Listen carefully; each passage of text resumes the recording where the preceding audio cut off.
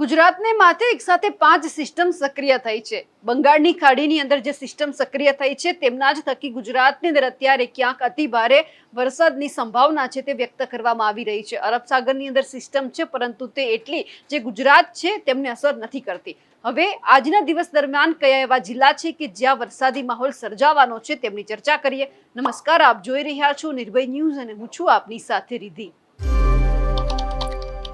Weather અપડેટમાં આજે એ વાત કરવી છે કે આજે કયા જિલ્લા એવા છે કે જ્યાં રેડ એલર્ટ સાથે અતિ ભારે વરસાદની સંભાવના છે તે વ્યક્ત કરવામાં આવી છે। કારણ કે દક્ષિણ ગુજરાતથી લઈ મધ્ય ગુજરાત અને સૌરાષ્ટ્રના ઘણા બધા પંથક એવા છે કે જ્યાં અતિ ભારે વરસાદ એટલે કે રેડ એલર્ટની સંભાવના છે તે વ્યક્ત કરવામાં આવી છે। સૌથી પહેલા આપણે ચર્ચા કરીએ દક્ષિણ ગુજરાતની કે જ્યાં સવારના 9 વાગ્યાની આજુબાજુની પરિસ્થિતિમાં જોઈએ તો જે મુંબઈની અંદર ભારે વરસાદ છે એ ક્યાંક અસર કરે છે સુરતના અલગ અલગ જે પંથકો છે ત્યાં કે જ્યાં રેડ એલર્ટ સાથે અતિ ભારે વરસાદની સંભાવના છે તે વ્યક્ત કરવામાં આવી છે।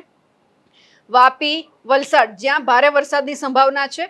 નવસારી, સુરત અને વ્યારા રેડ એલર્ટ સાથે અતિ ભારે વરસાદની સંભાવના છે। આહવાની અંદર પણ એ જ પરિસ્થિતિ દેખાઈ રહી છે કે જ્યાં રેડ એલર્ટ સાથે અતિ ભારે વરસાદની સંભાવના છે। આ સાથે સાથે જે નંદુબાર છે, દેડિયાપાડા છે, રાજપીપળા, ભરૂચ, બોડેલી, વરસાદ, જે વડોદરા છે, ગોધરા છે, દાહોદ, લુણાવાડા, નડિયાદ, બાયડ આ બધા વિસ્તારોની અંદર જ્યાં ગ્રીન ઝોન અને યલો ઝોન દેખાઈ રહ્યું છે ત્યાં યલો એલર્ટ આપવામાં આવ્યું છે એટલે કે ત્યાં ભારે વરસાદની સંભાવના છે તે વ્યક્ત કરવામાં આવી છે।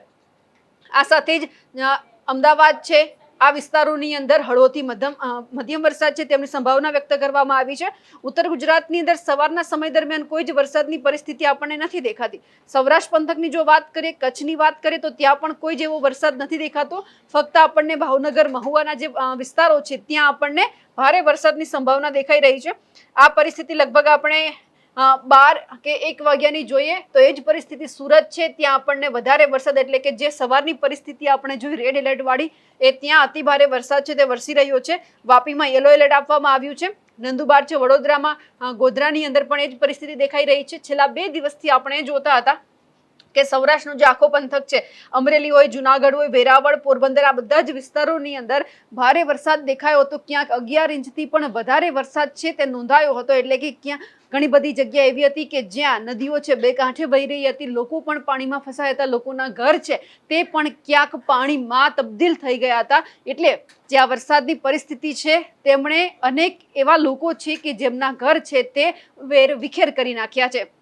ઘણા બધા લોકોને નીચાણવાળા વિસ્તારોની અંદર ન જવા માટે પણ સૂચના આપવામાં આવી છે। ખાસ કરીને જે માછીમારો છે તેમને પણ દરિયો ન ખેડવા જવાનું થાય તે માટેની સૂચના આપવામાં આવી છે। સાથે સાથે જો દિવસ દરમિયાનની વાત કરીએ તો લગભગ 1, 2 અને 3 વાગ્યાની આજુબાજુ પરિસ્થિતિ છે થોડી બદલાય છે। જે વડોદરામાં આપણને વરસાદ દેખાતો તો એ થોડો ઓછો થયો છે અને સાથે સાથે જ્યાં વરસાદી સિસ્ટમ આપણને બંગાળની ખાડીમાં દેખાઈ રહી છે તેમની અસર છે તે મધ્યપ્રદેશ તરફ થઈ રહી છે। એ સૌથી પહેલા સમજી લે કે જે 5 સિસ્ટમ સક્રિય થઈ છે એમાંથી વધારે જે થોડા સમય પહેલા આપણને બંગાળની ખાડીની અંદર જે એકદમ વધારે જે સિસ્ટમ દેખાઈ રહી હતી એ સિસ્ટમ હવે ધીમે ધીમે ઉપર પહોંચી રહી છે અને જે મધ્ય ગુજરાતની આજુબાજુના વિસ્તારો છે ત્યાં એ સિસ્ટમ પહોંચી છે એટલે કે જે આ સિસ્ટમ અત્યારે ધીમે ધીમે ક્યાંક ભોપાલ થઈ અને આગળ આવી રહી છે એમની જ અસર છે ગુજરાત ઉપર થઈ રહી છે। અહીંયા તમે જોઈ શકો છો કે થોડા સમય પહેલા બંગાળની ખાડી તરફ હતી એ હવે ક્યાંક મધ્યપ્રદેશ તરફ આવી છે। આ સાથે સાથે જે આપણે અરબ સાગર જોઈએ તો ત્યાં કોઈ જેવી સિસ્ટમ એટલી બધી સક્રિય થયેલી નથી દેખાઈ રહી, માત્ર પવનો ફૂંકાઈ રહ્યા છે એટલે અસર છે તે વધારે નથી થવાની। આ સાથે સાથે આજની પરિસ્થિતિ એ પણ જોઈ લઈએ કે કયા એવા વિસ્તાર છે કે જ્યાં રેડ એલર્ટ આપવામાં આવ્યું છે, ભારેથી અતિ ભારે વરસાદની સંભાવના ક્યાં છે તો સૌથી વધારે સુરત, નવસારી, દમણ, વલસાડ, ડાંગ, તાપીની અંદર રેડ એલર્ટ સાથે અત્યંત ભારે વરસાદની સંભાવના વ્યક્ત કરવામાં આવી છે।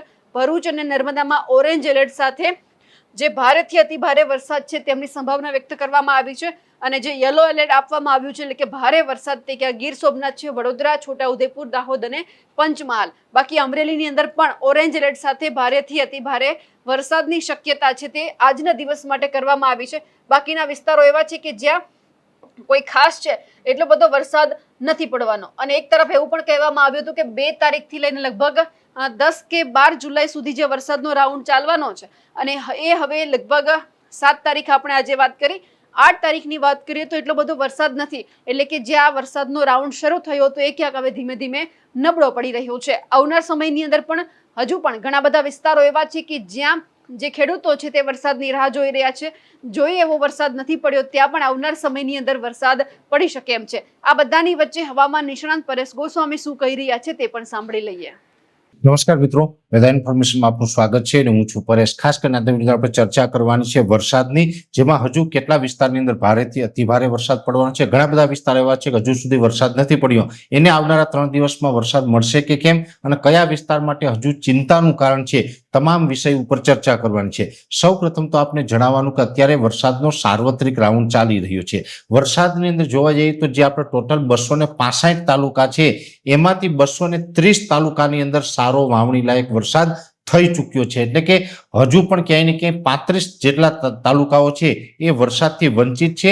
પણ એકંદરે એટલું કહી શકાય કે મોટા ભાગના વિસ્તારમાં સાર્વત્રિક વરસાદ થયો છે, વાવણી લાયક વરસાદ થયો છે. ઘણી જગ્યાએ ભારેથી અતિભારે વરસાદ પણ થયો છે. હવે અત્યારે જો જોવા જઈએ તો આપણે ઘણી બધી સિસ્ટમ સક્રિય છે, જેમાં બંગાળની ખાડીની અંદર પણ એક સિસ્ટમ છે, અરબ સાગરની અંદર પણ એક સિસ્ટમ સક્રિય છે જે મજબૂત છે, અને અરબ સાગરની સિસ્ટમ છે અત્યારે ક્યાંય ને ક્યાંય ફસાઈ છે. અરબ સાગરની સિસ્ટમ ફસાઈ એવી રીતે છે કે બંગાળની ખાડીનો જે શિયર ઝોન હોય એ અરબ સાગર સાથે મર્જ થઈ રહ્યો છે, અને જેને કારણે અમુક જે આગળથી સૂકા પવનો આવી રહ્યા છે એ તરફ સિસ્ટમ છે આગળ વધી રહી નથી, જેથી 3 દિવસથી સૌરાષ્ટ્રના જે દરિયાઈ કાંઠાના ભાગો અને દક્ષિણ ગુજરાતના ભાગોની અંદર ભારેથી અતિભારે વરસાદ પડી રહ્યો છે. અને હજુ પણ આ સિસ્ટમ સ્થિર રહેવાની સંભાવનાઓ, પણ હજુ ભારેથી અતિભારે વરસાદની સંભાવનાઓ વાળા વિસ્તારની વાત કરવા જઈએ તો સૌરાષ્ટ્રના 4 જિલ્લા છે, જેમાં જુનાગઢ, ગીર સોમનાથ, અમરેલી અને ભાવનગર, કે એમાં અને 7 જુલાઈ એમ 3 દિવસ સુધી હજુ ભારેથી અતિભારે વરસાદની સંભાવનાઓ રહેલી છે. એ સાથે જે દક્ષિણ ગુજરાતના તમામ જિલ્લા છે એમાં સુરતથી લઈ અને મુંબઈ સુધીના એરિયા છે એમાં હજુ પણ અતિ તીવ્રતા સાથે અતિ ભારે વરસાદ પડવાની સંભાવનાઓ છે. એટલે જે દક્ષિણ ગુજરાતના વિસ્તાર છે જેમાં નર્મદા એટલે કે રાજપીપળા જિલ્લો હોય, સુરત, વલસાડ, વાપી, નવસારી, બારડોલી, બિલીમોરા, ડાંગ, આહવા, તાપી, દમણ વગેરે તમામ વિસ્તારોની અંદર 7 જુલાઈ સુધી ભારેથી અતિ ભારે વરસાદ પડશે. અમુક જગ્યાએ કહી શકાય કે ઘરોમાં પાણી ભરાઈ જાય એ પ્રકારના વરસાદ પણ સંભવ છે. નીચાણવાળા વિસ્તારમાં ખાસ સાવચેતી બધા રાખજો, કેમ કે દક્ષિણ ગુજરાતની હાલત હજુ પણ 2-3 દિવસ સુધી થોડી ખરાબ રહેવાની છે. મુંબઈની અંદર પણ આમ જોવા જઈએ તો મહારાષ્ટ્રનું મુંબઈ છે એ પણ લગભગ ભારેથી અતિભારે વરસાદનો સામનો કરશે, અને ત્યાંથી પણ આપણે કલ્પના ન કરી હોય એવા દ્રશ્યો સામે આવી શકે છે. એટલે આ હતી ભારેથી અતિભારે વરસાદની સંભાવનાઓ. હવે બીજા વિસ્તારમાં પણ એવરેજ વરસાદ પડ્યો છે, હજુ પડવાનો છે. હવે જેમાં બાકી છે વિસ્તારો એની વાત કરવાની છે. જે વિસ્તારો બાકી છે જેની અંદર આમ જોવા જઈએ તો મોટા ભાગના વિસ્તારમાં વરસાદનો લાભ મળ્યો છે, પણ જે બાકી હોય એવા વિસ્તારોમાં ઉત્તર ગુજરાતનું વાવ, થરાદ, બનાસકાંઠા, પાટણ અને મહેસાણાના અમુક તાલુકાઓ એટલામાં બાકી છે. મોરબી, સુરેન્દ્રનગરના અમુક ભાગો બાકી છે. કચ્છ જિલ્લાના ઘણા બધા ભાગો છે. આમ તો મોટા ભાગનો કચ્છ જિલ્લો છે એ સંપૂર્ણપણે વરસાદથી વંચિત છે, અને સાથે દ્વારકા, જામનગરના અમુક તાલુકામાં છે, મોટા ભાગના વિસ્તારમાં વરસાદ નથી. હવે આ વિસ્તારની જો વાત કરવા જઈએ તો સંપૂર્ણપણે જોવા જઈએ તો આવનારા 3 દિવસ 5, 6 અને 7 જુલાઈ દરમિયાન ઉત્તર ગુજરાતનું વાવ, થરાદ હોય, બનાસકાંઠા હોય અથવા તો પાટણ, મહેસાણા હોય એને વરસાદનો લાભ મળશે. એ સાથે રાજસ્થાનના જે તાલુકાઓ છે, જેમ જોવા જઈએ તો જે થરાદથી કે ધાનેરાથી નજીકના આવેલા જે સાચોર સહિતના જે તાલુકાઓ છે, બાડમેર, સાચોર, ઝાલોર, આ વિસ્તારમાં પણ સારા વરસાદની શક્યતાઓ આવનારા 3 દિવસ દરમિયાન દેખાઈ રહી છે. એ સાથે જે સૌરાષ્ટ્રના બીજા વિસ્તારની વાત કરવા જઈએ તો મોરબી, સુરેન્દ્રનગર જિલ્લાના ઘણા બધા તાલુકાઓમાં વરસાદ નથી, પણ આવનારા 3 દિવસની અંદર મોરબી, સુરેન્દ્રનગરની અંદર પણ સારા વરસાદ પડી જશે.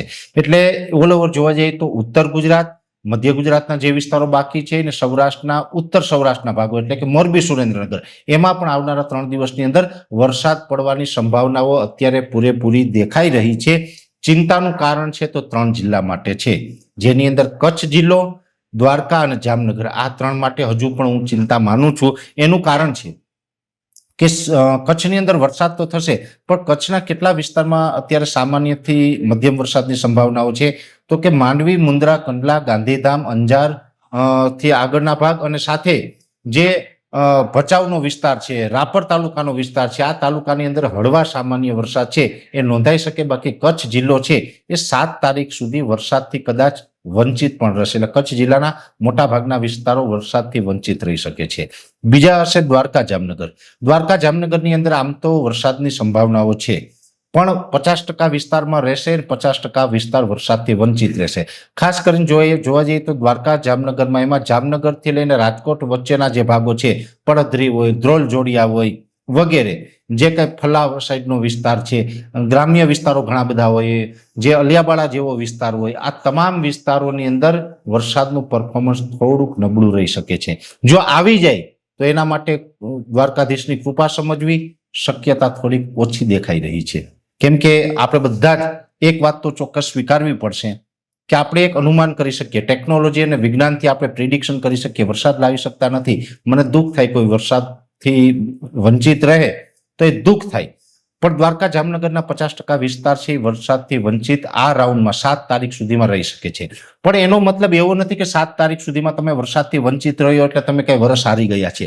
હજુ તો ચોમાસાની શરૂઆત થઈ છે, વરસાદનો આ પ્રથમ રાઉન્ડ છે, અને ચોમાસાની શરૂઆતમાં કદાચ એકાદ રાઉન્ડમાં ન આવે તો બહુ ગભરાવાનું નથી. આગળ ઉપર હજી ચોમાસું ઘણું બધું બાકી છે, અને દ્વારકા જામનગરમાં કઈ દુષ્કાળ પડવાનો નથી. ત્યાં પણ આવનારા સમયમાં વરસાદ તો થવાના જ છે, બધા જને પાણી લાયક વ્યવસ્થા પણ થશે.